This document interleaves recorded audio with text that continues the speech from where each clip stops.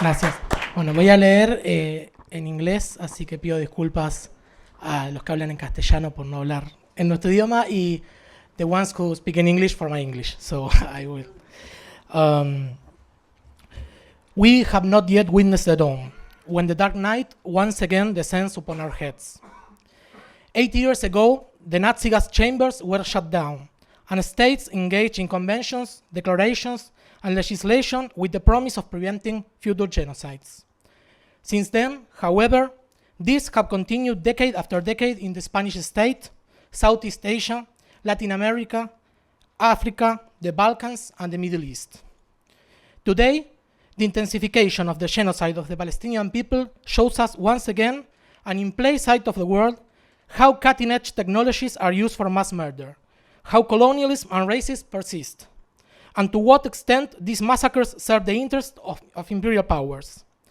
Thinking about the Palestine of tomorrow, as this conference house proposed, means standing up to the unbearable persistence of death. We have been invited here to talk about a struggle as anti-Zionist Jews, a struggle that systematically confronts us with one of the greatest paradoxes of modern history, the metamorphosis of a significant portion of our people from victim to perpetrator. I would like to begin by unraveling this paradox. The defeat of the Nazis, achieved through the blood of thousands of combatants, was expropriated by the victorious states. The same states that had allowed Hitler to advance for years appear then, and still do, as the saviors of the Jews. But they did so, as Ilan Pape has rightly pointed out, without addressing the most basic task, providing a satisfactory response to the so-called Jewish question in their own territories, the cradles of modern anti-Semitism. Accustomed as they were to exporting manufactured goods, weapons, and soldiers, the states that called themselves democratic also exported the Jewish problem. Their exportations were to be the exposed people for a reactionary utopia, Zionism, rejected for decades by the majority of the world's Jews. History, as many know, had begun to be written long before, even before Arthur Chase Balfour and the terrorist attacks of the Irgun. But after World War II ended, the manipulation of the memory of the Holocaust was the final card in the establishment of an imperialist enclave in the Middle East, designed to usurp resources and act against the uprisings of the Arab and Persian peoples.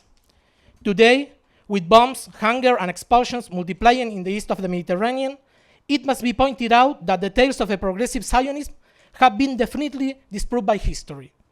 The siege of Gaza is not an excess. It's the way to carry a supremacist, colonial, and counter-revolutionary project to its ultimate consequences. The state of Israel was, is, and will be, as long as it exists, a permanent Nakba. The current fascistization of Israel, which is starkly expressed in the dehumanization of our Palestinian brothers and sisters, is not a setback or a calamity, but the extreme result of the militarization and indoctrination of a society constantly on a war footing. But it's also the expression of a state in decline, ravaged by economic and political crisis and abandoned by hundreds of thousands of Jews, in what the Israeli parliament itself has described as an immigration tsunami.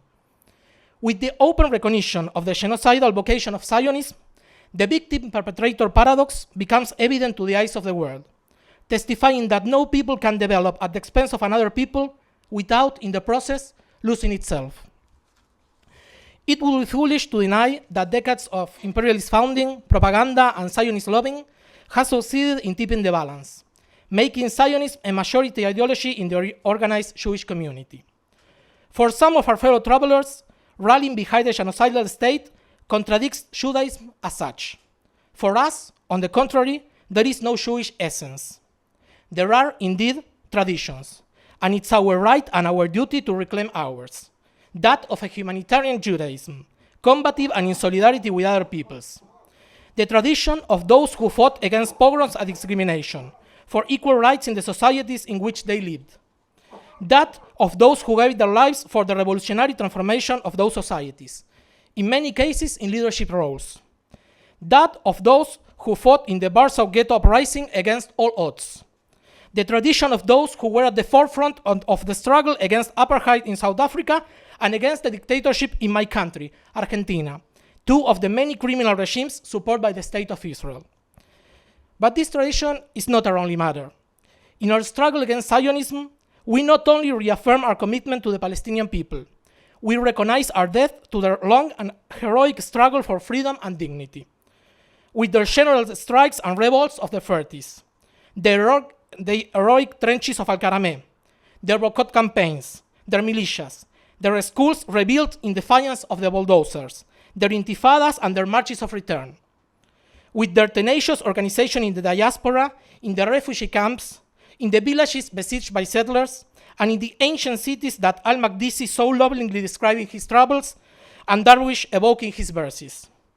That's why when, out of naivety or malice, Palestinians are presented as mere victims, we raise a watermelon to the sky, salute their unwavering resistance against colonial siege, and maintain that it's to that resistance that the people of the olive trees owe their existence. And that resistance, which today is expressed in tenacious caravans and the sacrificial reconstruction of houses under rubble, is the seed of a tree that continues to grow. Since October 2023, 48,000 demonstrations in support of Palestine have taken place worldwide. We know from our own and shared experience that in these demonstrations, alongside the demand for an end to genocide, there is a growing clamor for a single Palestine, from the river to the sea, even when this clamor is censored, arrested, and persecuted. There is also growing awareness among this movement of the abyss that separates them from the complicit governments and companies in their countries. Workers in Italy have just shaken the peninsula with a general strike, demanding the end of relations with Israel.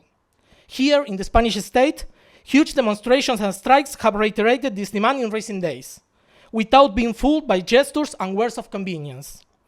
The crowded streets of the Middle East contrast with the abandonment of the Palestinian cause by the vast majority of their governments. And on shores farther away from the Mediterranean, millions of us have marched from Bangladesh to the United States, from Argentina to Japan. As history has taught us so many times, solidarity paves the way for a sense of community and shared interests. The presence of Palestinian flags in the most diverse demonstrations shows the convergence between the call for Palestinian freedom and the demands of different peoples against social impoverishment, the dismantling of labor rights, and the destruction of the environment. In these demonstrations, we also denounce how Israel exports its technology of cruelty to the world. Weapons, drones, armored cars, and software for the repression of protesters, widespread state surveillance, and the extermination of other peoples. The victory of the Palestinian people and the defeat of the Israeli colonial project would be a boost to the struggles of the working masses around the world. As Jews who fight for a free Palestine, welcomed fraternally by our Palestinian brothers and sisters in every village and every space of struggle, we cannot help but feel disgust at their systematic silencing. That is why we are committed to amplifying their voices with all the means at our disposal.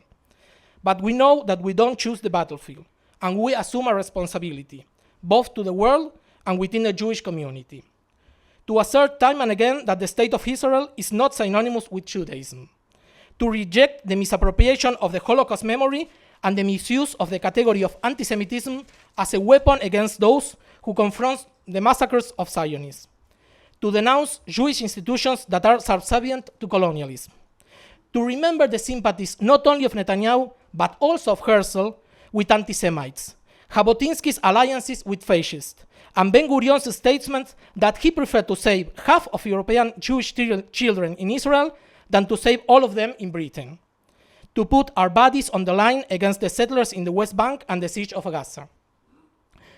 It's with these convictions that anti-Zionist Judaism is growing around the world, bringing together tens of thousands of activists. In the strategic United States, home to opulent Zionist organizations deeply intertwined with the ruling parties, decades of opposition organizing are bearing fruit with mass actions and a rejection by the majority of Jewish youth of Israel policies. With varying degrees of difficulty, many countries are seeing not only an increase in Jews openly breaking with Zionism, but also growing awareness of the need to stand up and say, "Not in our name." Thousands of voices are being raised in Canada, France, Great Britain, and in more than 20 countries where we have formed Jewish organizations in support of Palestine. And it is from this position that we show the general movement for the dismantling of the colonial state of Israel and for a single secular Palestine from the river to the sea, where the right of return is guaranteed. state that must be built and led by the Palestinian resistance, without which we would not even be talking here today. It is not only out of hope, but also out of knowledge of history, that we believe that in every home that rises today from the rubble, in every village that resists the settlers, and in every movement of community restructuring and political organization, the Palestine of tomorrow beats. In the middle of the night, we see in that Palestine of tomorrow the first light of dawn for the President of the world.